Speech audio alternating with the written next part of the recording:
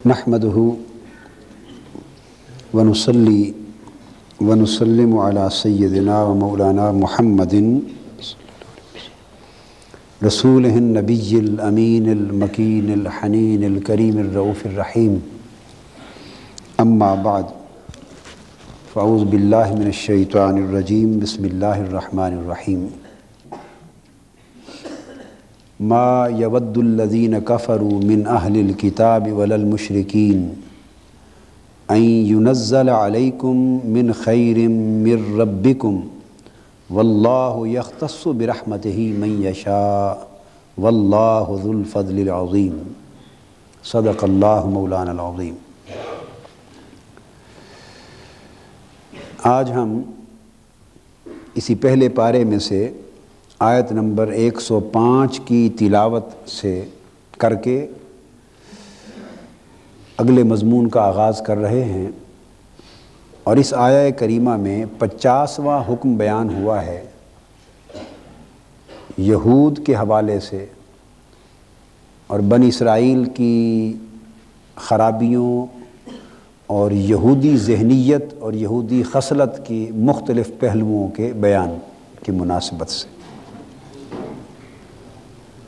ارشاد فرمایا گیا، نہ وہ لوگ جو اہل کتاب میں سے کافر ہو گئے. اب اہل کتاب میں سے جو لوگ کافر ہو گئے، اس سے مراد کون ہیں؟ دراصل یہ وہی اہل کتاب تھے، یہ وہی یہودی اور عیسائی تھے. یہ بات بڑی اہم ہے. اگر وہ اپنی تورات اور انجیل اور اپنی اصل کتاب کی اصل تعلیم پر قائم رہتے تو لا محالہ حضور نبی اکرم صلی اللہ علیہ وآلہ وسلم کی رسالت پر بھی ایمان لے آتے. چونکہ حضور نبی اکرم صلی اللہ علیہ وآلہ وسلم کی رسالت پر ایمان لانا اور قرآن پر ایمان لانا یہ دراصل تورات پر ایمان لانے کا ہی تسلسل تھا. یہ کوئی نئی چیز نہیں آئی تھی، اور وہ سلسلہ رسل اور سلسلہ انبیاء جو قدیم وقت سے چلا آ رہا تھا، اور اللہ رب العزت کی وحی پے در پے انبیاء کرام اور رسل اعظام پر اترتی چلی آ رہی تھی، تو حضور نبی اکرم صلی اللہ علیہ وآلہ وسلم کا تشریف لانا بھی اسی سلسلے کی ایک کڑی تھی، اور قرآن کا نازل ہونا بھی وحی الہی کے اسی تسلسل کا ایک حصہ تھا، بلکہ اس کی آخری کڑی تھی. تو یہ اہل کتاب اگر اسی ڈگر پہ قائم رہتے جو کچھ وحی الہی نے انہیں بتایا تھا، تو یہ اہل کتاب ہو کر بھی مومن ہوتے کہ ان کے ایمان میں حضور علیہ السلام پر ایمان لانا بھی شامل ہو جاتا. اب انہوں نے حضور علیہ السلام پر ایمان لانے سے انکار کر دیا اور قرآن پر ایمان لانے سے انکار کر دیا. تو قرآن مجید نے کہا ما یود الذین کفروا من اہل الکتاب. اب وہ انکار کرنے والوں کو قرآن نے کہا کہ اہل کتاب میں سے جو کافر ہو گئے. اس انکار کے باعث گویا ان کے اگلے ایمان کو بھی رد کر دیا گیا. جو بات قابل توجہ ہے، اب ان کا موسیٰ علیہ السلام پر ایمان تھا، یہود کا تورات پر ایمان تھا. جو نصارہ تھے ان کا عیسیٰ علیہ السلام پر ایمان تھا اور انجیل پر ایمان تھا. چونکہ حضور علیہ السلام کی رسالت پر ایمان نہ لے آئے اور قرآن پر ایمان نہ لے آئے، تو حضور علیہ السلام کی ذات اقدس پر ایمان نہ لانے سے ان کا پچھلا ایمان بھی برباد گیا، اور قرآن پر ایمان نہ لانے سے ان کا اپنی کتاب پر ایمان لانا بھی برباد گیا، ضائع ہو گیا. وہ ایمان کفر سے بدل دیا گیا. ولل مشرکین، اور نہیں وہ جو مشرک ہیں. یہاں سے ایک اور بات بھی معلوم ہو گئی، ضمناً وہ عرض کر دوں. اس سے یہ پتہ چلتا ہے کہ اسلام ایک ایسا دین ہے جو انکلوسیو ہے. یہ ایک انگلش کی ٹرم ہے، انگریزی کی اصطلاح ہے، کیا؟ انکلوسیو. اس کے مقابلے میں ایک ٹرم ہوتی ہے ایکسکلوسیو. انکلوسیو وہ ہے جو ساروں کو اپنے دامن میں سمیٹ لے، ساروں کو انکلوڈ کر لے، اتنی جامع، اتنی ہمگیر ہو کہ اس کے دامن سے کوئی بھی باہر نہ رہے، تو وہ آل انکلوسیو ہو گیا۔ اور ایکسکلوسیو یہ ہے کہ کسی ایک چیز پر یا بعض چیزوں پر کنفائن کر لیا اور کئی چیزیں اس کے دامن سے خارج ہو گئیں، ایکسکلشن ہو گیا ان کا۔ تو یہ جو انکلوژن اور ایکسکلوژن کا عمل ہے، اسلام انکلوسیو دین ہے، اور اسلام کے علاوہ باقی تمام مذاہب جو دنیا میں آئے وہ ایکسکلوسیو تھے۔ تو ایمان انکلوسیو کس طرح ہے کہ کوئی شخص مومن نہیں ہو سکتا جب تک وہ حضور علیہ الصلوۃ والسلام پر ایمان لانے کے ساتھ ساتھ سیدنا عیسیٰ علیہ السلام اور سیدنا موسیٰ علیہ السلام حتیٰ کہ آدم علیہ السلام تک تمام پیغمبروں پر بھی ایمان نہ لائے۔ اگر اس نے ایک پیغمبر پر بھی ایمان لانے سے انکار کر دیا، اور حضور علیہ السلام کا کلمہ گو تھا مگر ایک پیغمبر پر بھی ایمان لانے سے انکار کر دیا، وہ اس ایمان لانے کے باوجود کافر ہو گیا۔ کیوں کہ دین اسلام نے جو ہمیں ایمان کا تصور دیا وہ انکلوسیو تصور تھا۔ میں جب ویسٹرن ورلڈ میں جب جاتا ہوں، امریکہ میں، یورپ میں، اور میرے بعض اوقات لیکچرز ہوتے ہیں نان مسلمز کو، اس میں کرسچنز ہوتے ہیں، اس میں یہودی ہوتے ہیں، ایسے ہماری تنظیمات خصوصی لیکچرز بھی ارینج کرتی ہیں۔ تو پچھلے دنوں مانچسٹر میں بھی ایک ایسا بہت بڑا لیکچر وہ انگریزوں کے، برطانیہ کے ڈائریکٹر آف ایجوکیشن کی طرف سے، ڈپارٹمنٹ آف ایجوکیشن کی طرف سے ارینج ہوا تھا۔ اس میں ان کے پروفیسرز، ان کے لیکچررز، ان کے ٹیچرز، اس میں خیر ہندو اور بدھ مت وغیرہ کے یہ لوگ بھی آئے ہوئے تھے، سب غیر مسلم تھے۔ تو اس میں اس کنسیپٹ کو ایلیبوریٹ کر رہا تھا کہ اگر آپ اصل تورات کے مطابق سچے یہودی بننا چاہتے ہیں تو سچے یہودی آپ اس وقت تک نہیں بن سکتے جب تک سچے مسلم نہ بنے، اور اگر آپ صحیح معنی میں عیسائی یعنی عیسیٰ علیہ السلام کو ماننے والے، اگر آپ سچے عیسائی بننا چاہتے ہیں تو آج سچی عیسائیت بھی اسلام میں ہے اور سچی یہودیت بھی اسلام میں ہے۔ اسلام نے سب کو اپنے دامن کے اندر سمیٹ لیا ہے۔ گویا جو تعلیمات موسیٰ علیہ السلام تورات کی شکل میں لے کے آئے وہ ایک پھول تھا، پھر عیسیٰ علیہ السلام انجیل کی شکل میں لائے وہ ایک پھول تھا، داؤد علیہ السلام زبور کی شکل میں لائے وہ ایک پھول تھا۔ اس طرح سینکڑوں رسول صحائف لائے اپنی اپنی امتوں کی طرف، وہ سارے پھول تھے، ہر امت کے ہاتھ میں ایک ایک پھول تھا، اور آقا علیہ السلام کی امت مسلمہ کو اللہ نے سارے پھول ملا کے گلدستہ بنا کے دے دیا، ہمیں اسلام کی صورت میں گلدستہ دے دیا۔ لہٰذا جس نے حضرت موسیٰ کی خوشبو سونگنی ہو وہ بھی اسلام کا گلدستہ سونگ لے، جس نے حضرت عیسیٰ کی نبوت عیسوی کی خوشبو سونگنی ہو وہ بھی گلدستہ مصطفوی سونگ لے، جس نے داؤدی خوشبو سونگنی ہو وہ بھی مصطفوی گلدستہ سونگ لے، جس نے ابراہیمی خوشبو سونگنی ہے، سلیمانی خوشبو سونگنی ہے، زکریائی خوشبو سونگنی ہے، یحیائی خوشبو سونگنی ہے، الغرض جس پیغمبر کی خوشبو سونگنے کا جی چاہے محمدی گلدستے کو سونگ لو، ہر پیغمبر کی خوشبو اس میں موجود ہے، ہر آسمانی مذہب کا پھول اس میں موجود ہے۔ اس لیے کسی نے کیا خوب کہا کہ حسن یوسف دم عیسیٰ ید بیضا داری، آنچ خوباں ہما دارند تو تنہا داری۔ وہ حضرت یوسف کا حسن ہو، یہ حضرت عیسیٰ کا دم ہو، یہ حضرت موسیٰ کا ید بیضا ہو جسے روشن کر لیتے تھے، وہ سارے کے سارے ہنسی تھے اپنی اپنی جگہ، مگر اے مصطفیٰ ان سارے کے حسن اور کمال مل جائیں تو تنہا ان سب پر حاوی ہے۔ تو یہ آل انکلوسیو دین ہونے کا کنسپٹ ہے۔ یہ تو ایک بات تھی۔ اب اگلی بات جو سمجھا رہا ہوں، تو قرآن اس آیت کریمہ میں ان کی خصلت اور ذہنیت کا جو گوشہ بیان کر رہا ہے وہ یہ ہے، قرآن کہتا ہے ما یود،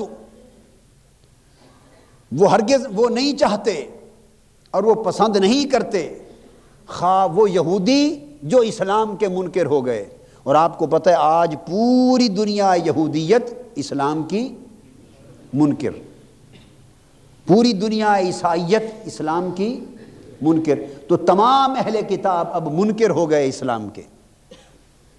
رہے اہل کتاب، دیکھیے نا، اب قرآن مجید نے ان کے اہل کتاب کے ٹائٹل کو بھی ختم نہیں کیا، مگر فرمایا ان میں سے جنہوں نے کفر کیا انکاری ہو گئے، وللمشرکین، اور پوری دنیا کفر و شرک۔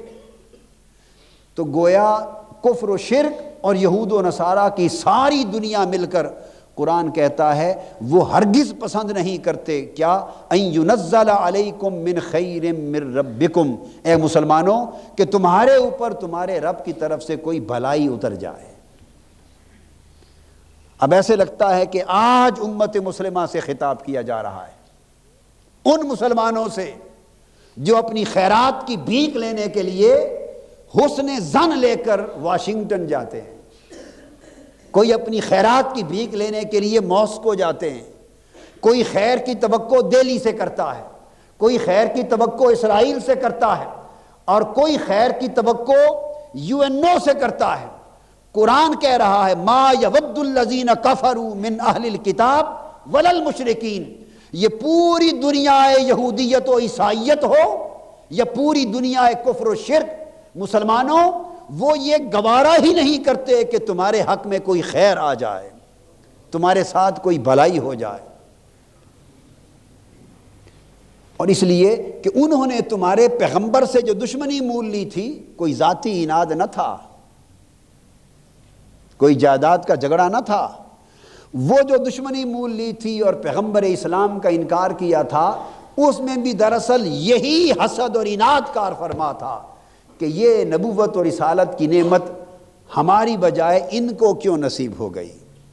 تو جب انہوں نے وہ نبوت کی بھلائی آپ کے پیغمبر کے حق میں قبول نہیں کی، تو وہ کسی قسم کی بھلائی اس پیغمبر کی امت کے حق میں کیسے قبول کر سکتے ہیں، کیسے گوارا کر سکتے ہیں؟ اور کتنے نادان ہو تم کہ تم آج بھی ان سے بھلائی کی توقع کرتے ہو اور خیر کی توقع رکھتے ہو۔ واللہ یختص برحمتہ من یشاء واللہ ذو الفضل العظیم، اور اللہ جسے چاہتا ہے اپنی رحمت کے ساتھ خاص کر لیتا ہے، اور اللہ بڑے فضل والا ہے۔ یختص برحمتہ من یشاء، اللہ جسے چاہتا ہے اپنی رحمت کے ساتھ خاص فرما دیتا ہے، چن لیتا ہے جس پہ رحمت کر لے، اور اللہ بڑے فضل والا ہے۔ اللہ بڑے، الحمد سے والناس تک پورے قرآن کو پڑھیے، کوئی مقام ایسا نہیں جہاں اللہ نے یوں فرمایا ہو کہ اللہ بڑے عدل والا ہے، حالانکہ اللہ عدل فرمائے گا اور اس سے بڑا عدل کرنے والا کوئی نہیں۔ جا بجا فرمایا، قیامت کا جہاں ذکر ہوا، دنیا کا ذکر، فرمایا اللہ کسی کے ساتھ ایک دھاگے برابر ظلم نہیں کرتا، ایک رتی برابر ظلم نہیں کرے گا، کسی جان سے ظلم نہیں کیا جائے گا، ہر ایک کو پورا پورا بدلہ دیا جائے گا۔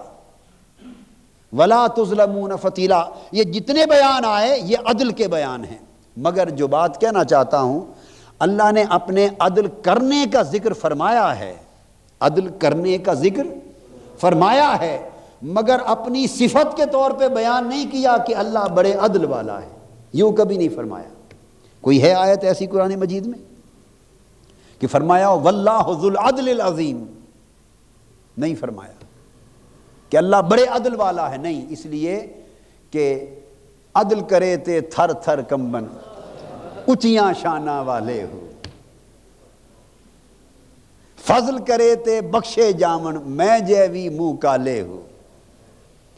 وہ فرماتا ہے کہ یہ شان میں لوگوں پر اگر اجاگر کر دوں تو شاید تمہاری نیندیں اڑ جائیں، تمہاری زندگی کے چین، راحت اور سکون اڑ جائے، اس لیے کہ اگر میں بڑے عدل کے ساتھ اس شان کے ساتھ ظاہر ہو جاؤں تو پھر شاید کسی کا بھی بیڑا پار نہ ہو سکے۔ اور حضور نبی اکرم صلی اللہ علیہ وسلم نے ایک روز فرمایا، صحیح بخاری میں حدیث ہے، صحابہ کرام سے فرمایا، لوگو کوئی شخص بھی اپنے عمل کی بنا پر نہیں بخشا جائے گا۔ یہ وہ لوگ بھی دھیان کر لیں جو خالی عمل پہ گھمنڈ کرتے ہیں، جو خالی عمل پہ گھمنڈ کرتے ہیں۔ عمل گھمنڈ والی چیز ہی نہیں ہے، اور سچ بات تو یہ ہے کہ انسان کے پلے کچھ ہے ہی نہیں ایسا جس پر وہ گھمنڈ کرے. یہ ناداں مفت میں گھمنڈ کرتا پھرتا ہے. حضور علیہ السلام نے فرمایا کوئی شخص محض اپنے اعمال کی بنا پر بخشا نہیں جائے گا.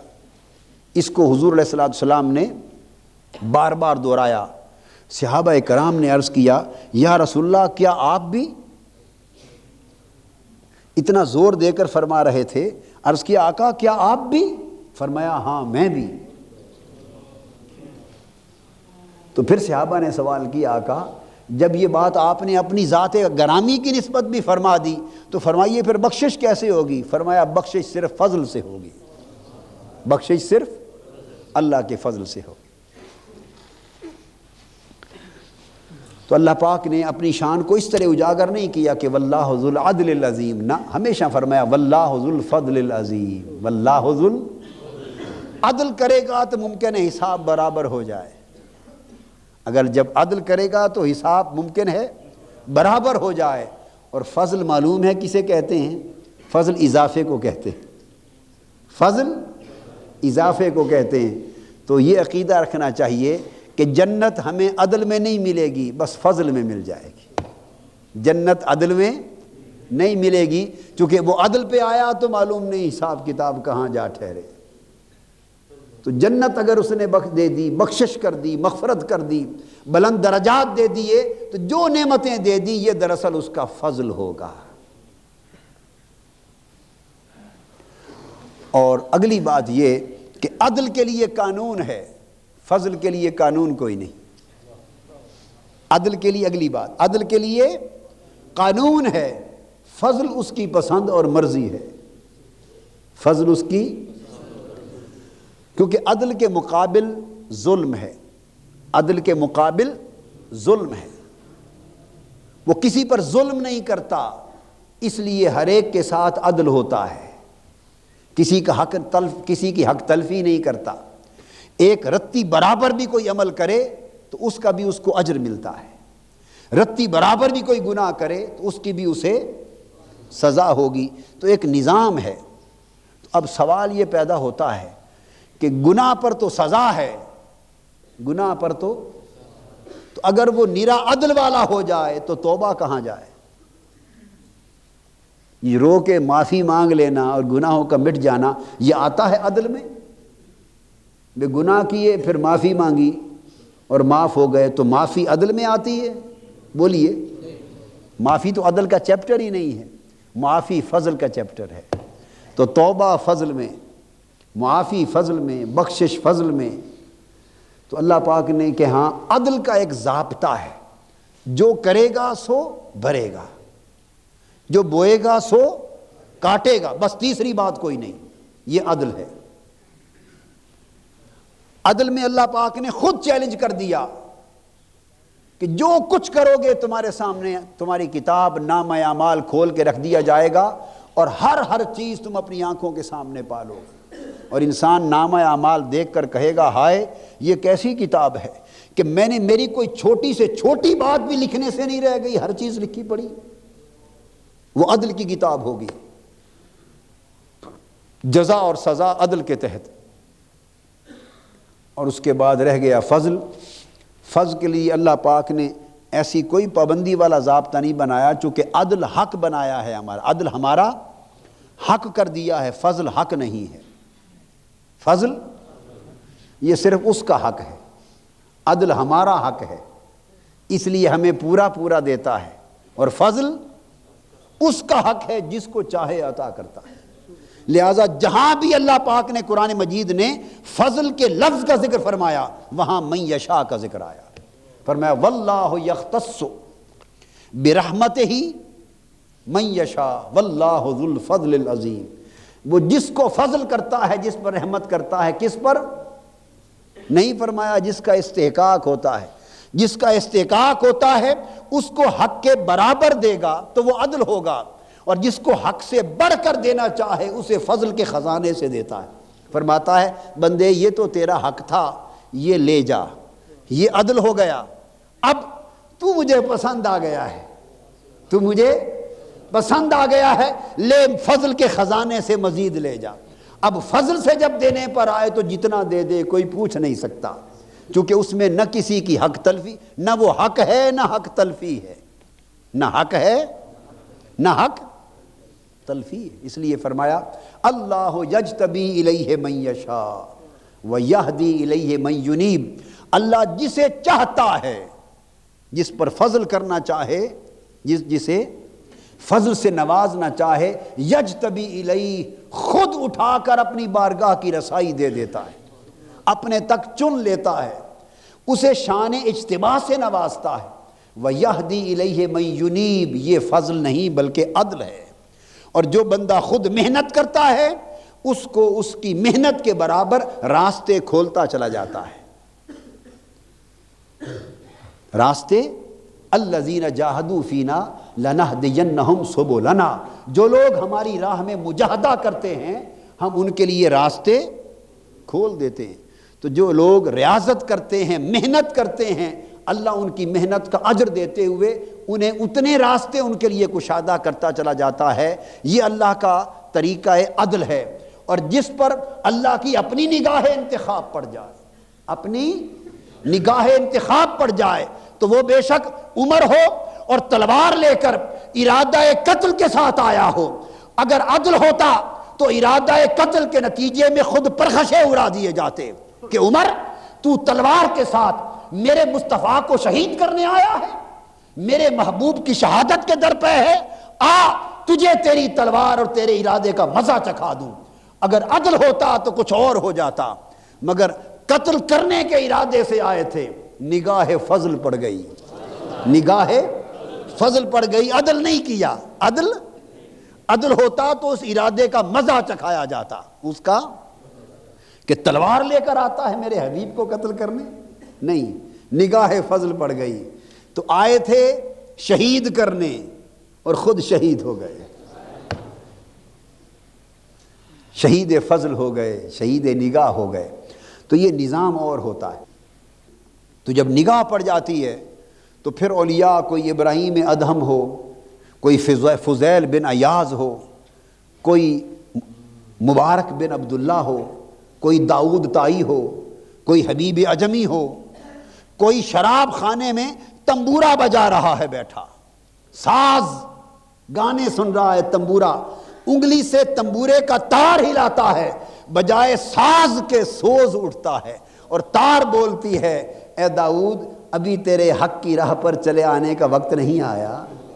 اس تنبورے کی آواز سے ہی توبہ ہو جاتی۔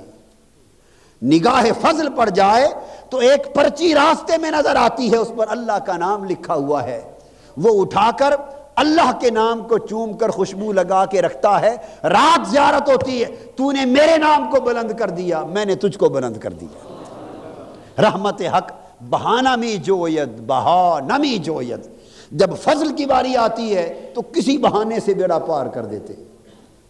تو سلطان باہو رحمۃ اللہ علیہ فرماتے ہیں کئی جاگن تے کئی جاگ نہ جانن تے کئی جاگ دیاں بھی ستے ہو تے کنہ نو رب ستیاں ملیا۔ یہاں فضل ہو گیا، کنہ نو رب ستیاں ملیا تے کئی جاگ دے بھی گئے مٹھے ہو، یعنی رات جاگتے بھی رہے اور بجائے کچھ لے کے جانے کے لٹا کے چلے گئے۔ جاگنا بھی لٹنا بن گیا، جاگنا بھی لٹنا بن گیا، جاگنا بھی بربادی کا باعث ہو گیا۔ تو یہ تو عدل اور فضل کے قصے ہیں۔ دعا کیا کریں کہ ہم اللہ پاک کے عدل والے کھاتے میں نہیں، فضل والے کھاتے میں آ جائیں، عدل پہ پورا نہیں اتر سکتے۔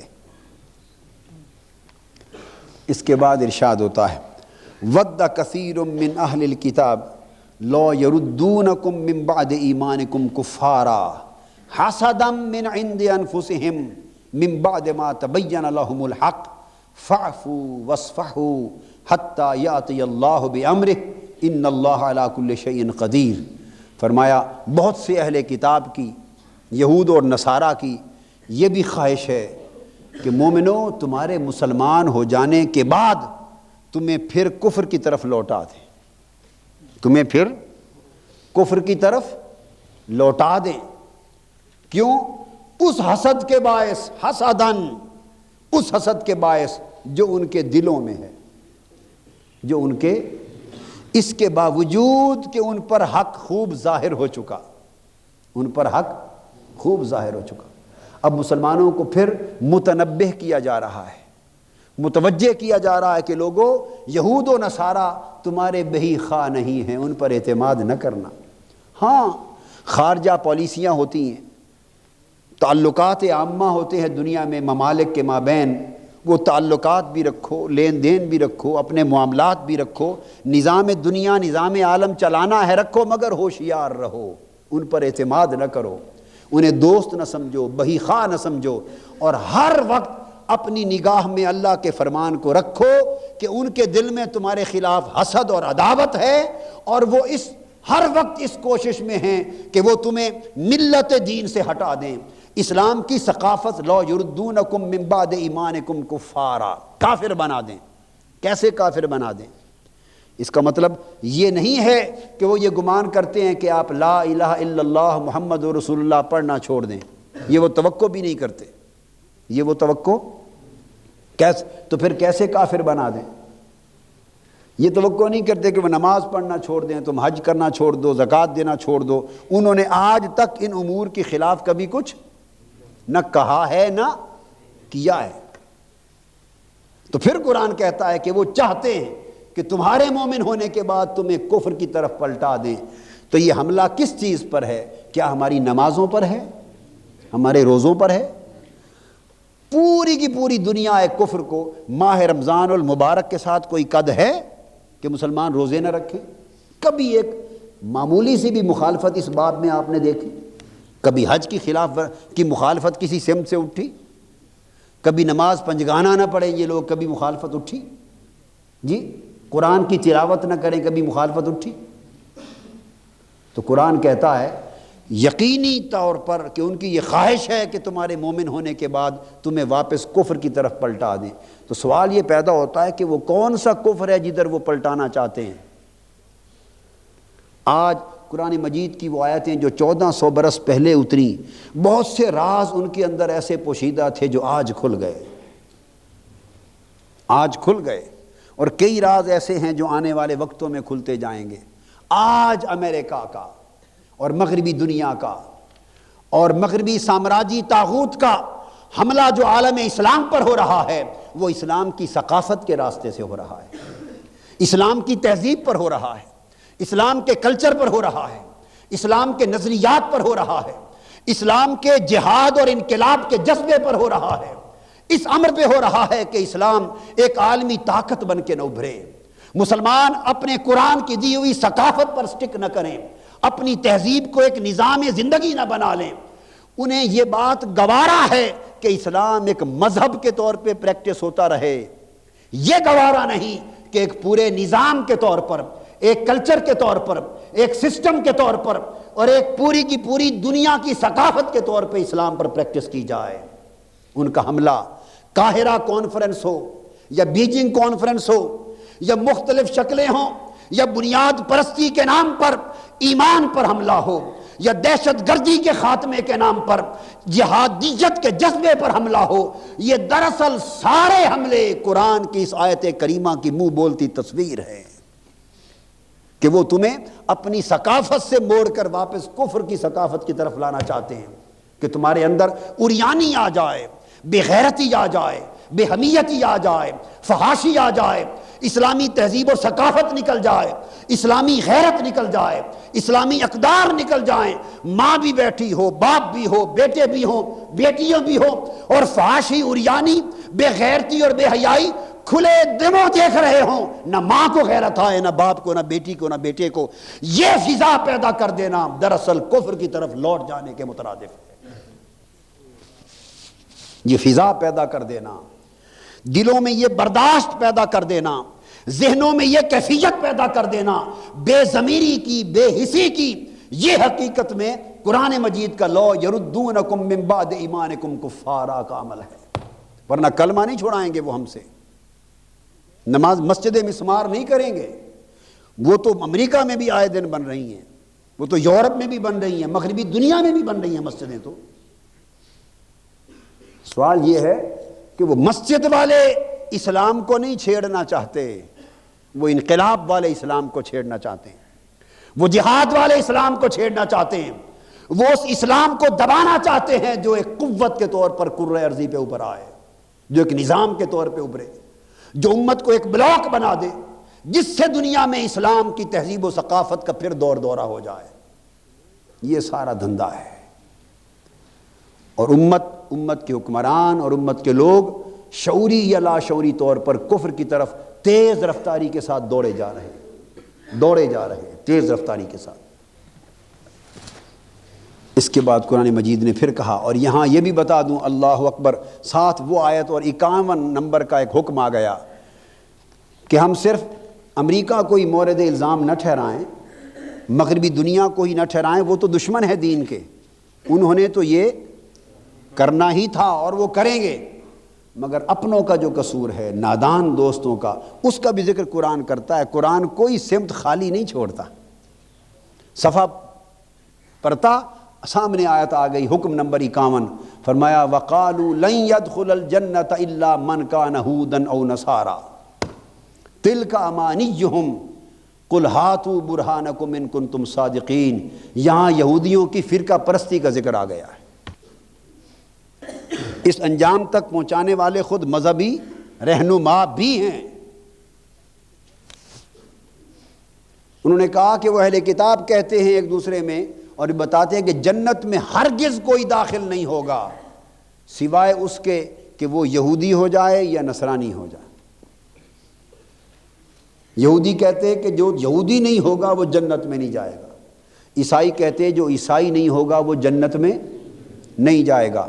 قرآن ان کے دعوے کے جواب میں کہتا تلک امانیہم، یہ ان کی باطل امیدیں ہیں، یہ ان کی، آپ فرما دیجئے اگر تم اپنے دعوے میں سچے ہو تو یہ جو دعویٰ کرتے ہو یا خواہش کرتے ہو اس پر کوئی سند لا کے دکھا دو۔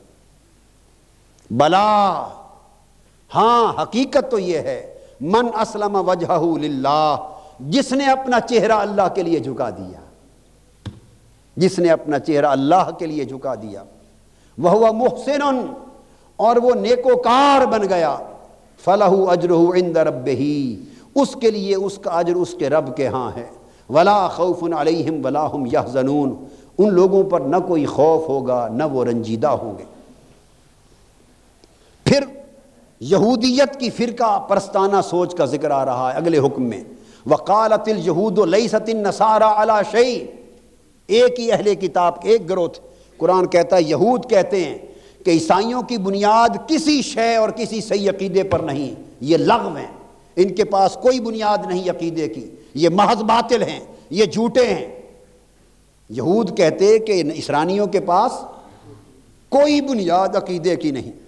وقالت النصارى لیست اليہود علی شیء، اور نصرانی اور عیسائی کہتے ہیں ان کے پاس کوئی بنیاد نہیں، یہ بے بنیاد ہیں، جھوٹے ہیں، من گھڑت باتیں لیے پھرتے ہیں، ان کے عقیدے کی کوئی بنیاد نہیں۔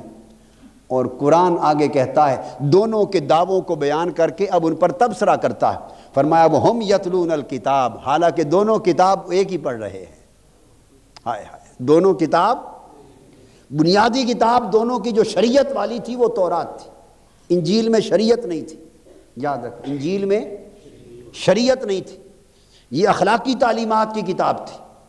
تو انجیل بھی شریعت میں تورات کتابیں تھی، اور عیسیٰ علیہ السلام بھی شریعت کون سی لائے تھے؟ اپنی نہیں، حضرت موسیٰ علیہ السلام کی۔ تو یہ دراصل عیسائیت شریعت کے اعتبار سے یہودیت یعنی تورات کی کنٹینیویشن تھی، اور عیسیٰ علیہ السلام کی شریعت بھی شریعت موسوی تھی۔ تو قرآن کہتا ہے وہ ہم، اس لیے آج بھی جو بائبل ہے، عیسائیوں کے ہاں جو بائبل ہے وہ خالی انجیل پر مشتمل نہیں ہے، بائبل میں بے شمار کتابیں ہیں، بائبل میں 80-90 کے قریب کتابیں ہیں، بے شمار، کو 30-34-35 کے قریب کتابیں اس کے پہلے حصے میں ہیں، اور 28 کے قریب کتابیں اس کے دوسرے حصے میں ہیں، جس کو عہد نامہ قدیم پہلے حصے کو اور دوسرے حصے کو عہد نامہ جدید کہتے ہیں، اولڈ ٹیسٹامنٹ اور نیو ٹیسٹامنٹ۔ اور بائبل جو آج عیسائی دنیا پڑھتی ہے، اس بائبل کی ابتدا آج بھی تورات سے ہوتی ہے، حالانکہ تورات یہودیوں کی کتاب ہے تورات. اب وہ پینٹاٹیوک کہتے ہیں اس کو, 5 بکلیٹس ہیں, تو ان 5 بکلیٹس کا مجموعہ تورات ہے. تو بائبل کی پہلی 5 کتابیں تورات ہیں, اور جو عیسائیوں کی اصل کتاب ہے انجیل, وہ اس کے دوسرے حصے میں ہے, نیو ٹیسٹمنٹ میں. وہ 4 نسخے ہیں انجیل کے الگ الگ. تو گویا کتاب عیسائی بھی وہی پڑھتے ہیں اور یہودی بھی وہی پڑھتے ہیں. قرآن نے وہی بات کی, وہم یتلون الکتاب, حالانکہ سب اللہ ہی کی نازل کردہ کتاب پڑھتے ہیں, مگر عالم یہ ہے ایک ہی کتاب پر ایمان اور ایک ہی کتاب پر بنیاد. یہ کہہ رہے ہیں کہ ان کی کوئی بنیاد نہیں, اور وہ کہہ رہے ہیں ان کی کوئی بنیاد نہیں. یہ کیفیت آج ہمارے معاشرے میں, خاص طور پر پاکستانی اور ہندوستانی اس معاشرے کے اندر, اس خطہ ارضی میں ہمارے مسلمانوں کے اندر ہو گئی. مسلمانوں کے اندر مختلف مکاتب فکر بن گئے, مسالک بن گئے. کتاب ہم یتلون الکتاب, کتاب سب ایک ہی پڑھتے ہیں, سب کے ہاتھ میں ایک ہی قرآن. وہاں تو صرف ایک کتاب تورات تھی, یہاں قرآن بھی ایک, نبی بھی ایک, اس کی سنت اور اس کی حدیث بھی ایک, یہاں کعبہ بھی ایک, قرآن بھی ایک, رب بھی ایک, دین اسلام بھی ایک, اور تمام تر بنیادی تعلیمات بھی ایک. فرق تشریحات کا, فرق تشریحات کا, تعبیرات کا, جزئیات کا, اطلاقات کا. کہیں عقائد کی تعبیرات میں فرق اور کہیں احکام اور اعمال کی جزئیات میں فرق. یہ سب فروعات میں, جزئیات میں, تشریحات میں فرق تھا. اصل قرآن, نبوت, رسالت, توحید, اللہ کی ذات, اس کے رسول کی, اور کعبہ اور دین ایک تھا. مگر عالم یہ ہے کہ ہر مکتب فکر کہتا ہے کہ وہ طبقہ لیست علی شیء, وہ فرقہ کسی چیز پر نہیں, اس کی کوئی بنیاد نہیں. اس مسجد میں چلے جاؤ, وہ بولیں گے اس مسجد والے ڈکوسلے, ان کے پاس کوئی دین نہیں, کوئی بنیاد نہیں, وہ باطل ہیں, سیدھا جہنم میں جائیں گے. اگر جنت میں جانا ہے تو آؤ ہم سے سرٹیفکیٹ لو, اگلا جمعہ اگلی مسجد میں جا کے پڑھو, وہاں آواز آئے گی کہ اس پرلے محلے کے لوگ سب کافر, مشرک, اس مسجد والے سب مشرک, اس مسلک والے سب مشرک, ان پر جنت بین, ان کے پاس کوئی بنیاد نہیں, جنت کا سرٹیفکیٹ ہمارے پاس. انتہا ہے ظلم کی. یہ کیا ہے؟ عدم تحمل, رواداری کا فقدان, انتہا پسندی کا رجحان. کیا ہمارے معاشرے میں اس انتہا پسندی نے مذہب کے باب میں بھی فرقہ واریت اور دہشت گردی کو انتہا پر پہنچا دیا, اور باہم دست و گریباں کر دیا, اور مذہب کا نام لیواؤں کو ایک دوسرے کی قتل و غارت گری پر پہنچا دیا. تو دین کا دشمن تو دین کی ثقافت کو, نظریے کو, ملت کو اور قوت کو مٹانا چاہتا ہی تھا, مگر جو نادان دوست تھے انہوں نے ایک دوسرے کے سینے گولیوں سے چھلنی کر کے خود بھی اپنا وہ گھناؤنا کردار اور وہ گھناؤنا چہرہ دنیا کے سامنے پیش کیا کہ غیر تو غیر, نوجوان نسل بھی دین سے باغی ہوتی جا رہی. اور وہ کہتی ہے اگر یہ دین ہے جو یہ فرقہ پرست ملا اور فساد انگیز ملا دنیا کے سامنے پیش کر رہے ہیں اپنے اس کردار کے ذریعے, تو پھر اس دین سے بھی گریز اور دین کے مرکزوں سے بھی گریز. ہم دین کے دشمنوں سے بڑھ کر نادانی کے روپ میں دشمنی کر رہے ہیں. ہم نے بھی کوئی کمی نہیں چھوڑ رکھی. ایک دوسرے کو کافر, مشرک اور واجب القتل بناتے چلے جانا, یہ دین کے ساتھ بہی خائی نہیں, بہت بڑی دشمنی ہے. اور آخری بات جو ختم کرنا چاہتا ہوں, میں اس کا بھی تجزیہ کرتا ہوں. حکومت اور سیاسی لوگ یہ سارا کا سارا بوجھ مذہبی لوگوں پر ڈالتے ہیں. میں نے اس کا تجزیہ کیا کہ یہ خرابی صرف مذہبی لوگوں میں تو نہیں ہے, منوان یہی خرابی, یہی بربادی اور تباہی اہل سیاست میں بھی ہے. حکومت اور اپوزیشن, بھئی یہ بھی تو ایک سیاسی اختلاف ہے. وہ کیا کر رہے ہیں؟ کیا پوری دنیا میں, یہ بات توجہ طلب ہے, میں اپنے معاشرے کی کیفیت بیان کر رہا ہوں, ساری دنیا میں اہل اقتدار اور حزب اختلاف اور حزب اقتدار ہوتے ہیں, اپوزیشنز ہوتی ہیں, گورنمنٹس ہوتی ہیں. پوری دنیا میں کیا گورنمنٹ کا رویہ ہمیشہ اپوزیشن کے ساتھ دنیا میں وہ ہوتا ہے جو ہمارے ملک میں ہوتا ہے؟ اپوزیشن کے ساتھ کیا پوری دنیا میں اپوزیشن کا برتاؤ گورنمنٹ کے ساتھ وہ ہوتا ہے جو ہمارے ملک میں ہو رہا ہے؟ کیا اسمبلیوں کے فلور پہ وہ تماشا ہوتا ہے جو ہمارے ہاں ہے؟ کیا ہر روز اہل سیاست میں قتل و غارت گری نہیں ہو رہی؟ اور میں خدا کے گھر میں بیٹھ کے، اللہ مجھے معاف کر دے اگر میرے ادراک اور میرے تجزیے میں کوئی خطا ہو، مجھے معاف کر دے، مگر میں یہ محسوس کرتا ہوں کہ اس ملک میں جتنی قتل و غارت گری انتہا درجے کی ہوتی ہے، اس میں بھرپور طریقے سے ایک دخل اہل سیاست کا بھی ہوتا ہے۔ اس میں خارجی عوامل بھی ہوں گے، فرقہ وارانہ عوامل بھی ہوں گے، نسلی لسانی عوامل بھی ہوں گے، تخریب کاری کے عوامل بھی ہوں گے، مگر ان سارے عوامل کے اندر ایک سیاسی عوامل بھی داخل ہوتے ہیں۔ ایک دوسرے کو نیچا دکھانے کے لیے، لا اینڈ آرڈر کی سچویشن کریٹ کرنے کے لیے، ایک دوسرے کو ناکام کرنے کے لیے، یہ اپوزیشن کے دھڑے، یہ ان کے حربوں میں سے ایک حربہ ہے۔ پاکستان میں یہ بھی برتا جاتا ہے، دنیا کے کسی اور ملک میں نہیں ہوتا۔ ڈاکو انگیج کیے جاتے ہیں، قاتل انگیج کیے جاتے ہیں، غنڈے انگیج کیے جاتے ہیں، جماعتوں میں ان کو پالا جاتا ہے، ان کو تنخواہیں دی جاتی ہیں اور ان کے ذریعے جرائم کروائے جاتے ہیں، انتقام لیا جاتا ہے۔ تو میں سوچتا ہوں کہ کیا یہ ہلاکت اور تباہی اور بربادی صرف اہل مذہب میں ہے؟ جواب آتا ہے نہیں، یہ اس ملک میں اہل سیاست میں بھی ہے۔ سیاسی لیڈر بھی یہی کچھ کرتے ہیں۔ سندھ میں کیا ہوتا ہے، پنجاب میں کیا ہو رہا ہے، سرحد میں کیا ہو رہا ہے، کراچی میں کیا ہو رہا ہے، بلوچستان میں کیا ہوتا ہے۔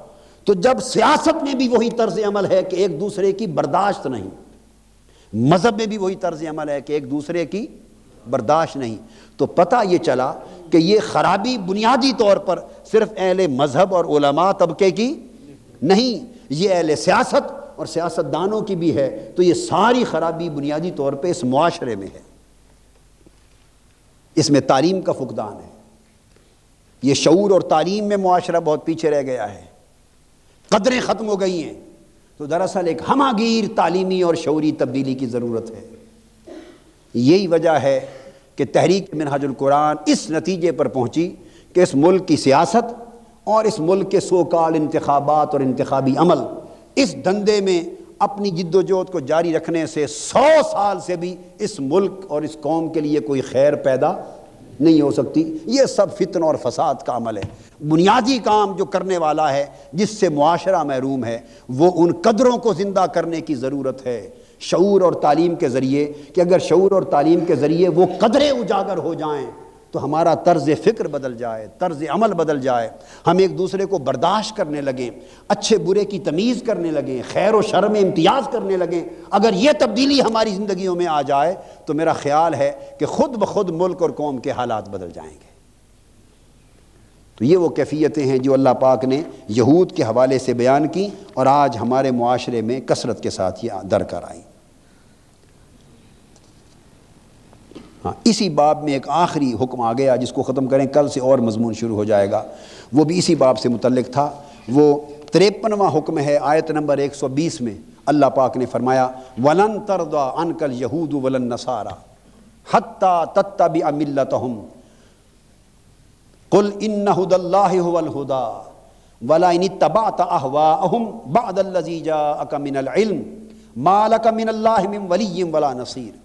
فرمایا مسلمانوں یاد رکھ لو کہ یہود اور نصارہ، پورا عالم یہودیت اور عالم عیسائیت، لن ترضا عنک، وہ آپ سے کبھی راضی نہیں ہوں گے۔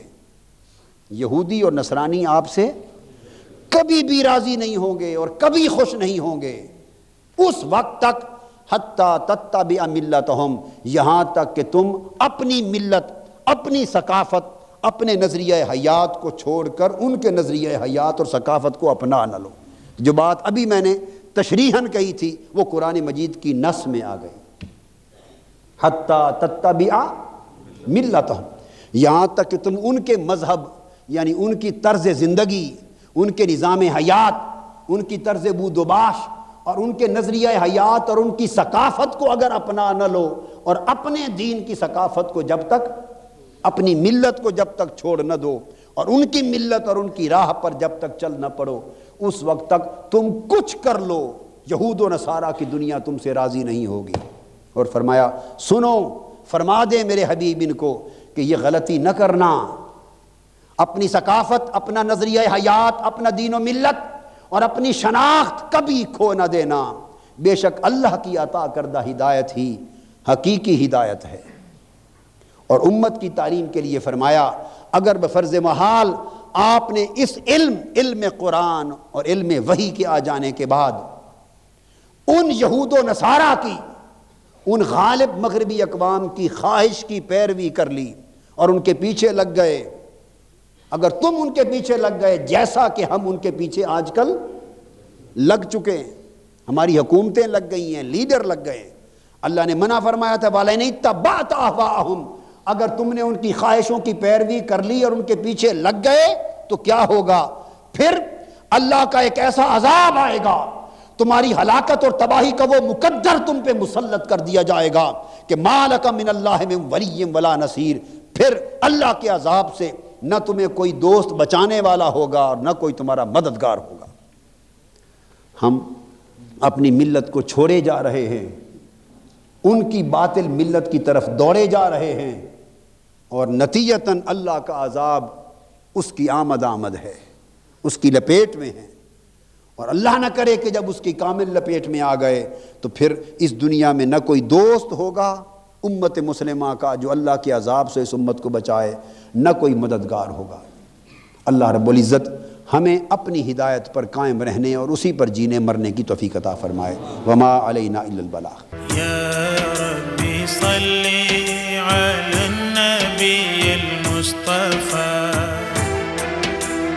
یا ربی صلی علی النبی المصطفیٰ، ما دام وجهك باقيا يا ذا العلا، ما دام وجهك باقيا يا ذا العلا، يا ربي صل على النبي۔ شیخ الاسلام ڈاکٹر محمد طاہر القادری کے آفیشیل یوٹیوب چینل کو سبسکرائب کریں اور بیل آئیکن کلک کریں۔